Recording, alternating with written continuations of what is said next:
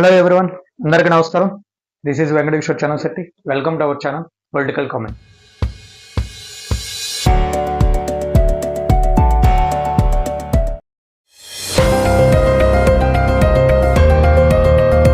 ఆంధ్రప్రదేశ్లో ఘోర ఓటమి పరాజయం తర్వాత వైఎస్ఆర్ కాంగ్రెస్ పార్టీ బాగా ఆశలు పెట్టుకున్న అంశం అవుతుంది మళ్ళీ గెలవడానికి. అదే బ్రేకప్. ఎవరి మధ్య బ్రేకప్? పవన్ కళ్యాణ్ అలాగే చంద్రబాబు నాయుడు, టీడీపీ జనసేన, ఈ రెండు పార్టీల మధ్య, ఈ ఇద్దరి మధ్య బ్రేకప్ చేయగలిగితే తప్ప మనం మళ్ళీ అధికారంలోకి వచ్చే అవకాశం లేదు అనేది వైఎస్ఆర్ కాంగ్రెస్ పార్టీ అభిప్రాయం.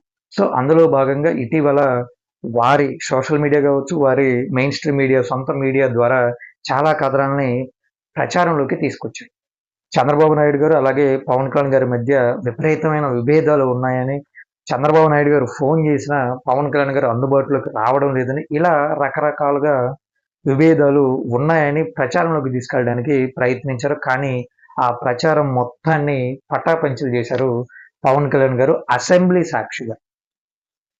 ప్రస్తుతం జరుగుతున్న అసెంబ్లీ సమావేశాల్లో పవన్ కళ్యాణ్ గారు మరొక్కసారి ఎన్డీఏ కూటమి ఆంధ్రప్రదేశ్లో మరొక 15 సంవత్సరాలు అధికారంలోనే ఉండాలి, ఏవైనా చిన్న చిన్న సర్దుబాట్లు పొరపాట్లు ఉన్నా మేము ఒకే ఇంటి కుటుంబ సభ్యుల్లాగా సర్దుకొని పోతాం, కింద పడతాం మీద పడతాం, కానీ విడిపోము, ఖచ్చితంగా 15 సంవత్సరాల పాటు ఈ రెండు పార్టీలు కలిసే ఉంటాయి అని పవన్ కళ్యాణ్ గారు తేల్చి చెప్పారు.